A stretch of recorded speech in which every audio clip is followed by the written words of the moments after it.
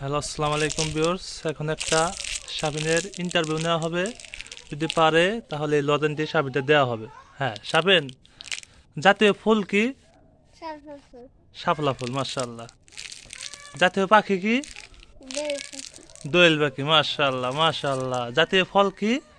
কাঁঠাল মাশাআল্লাহ, কাঁঠাল। হ্যাঁ, আর কি ধরা যায় শাবিন রে?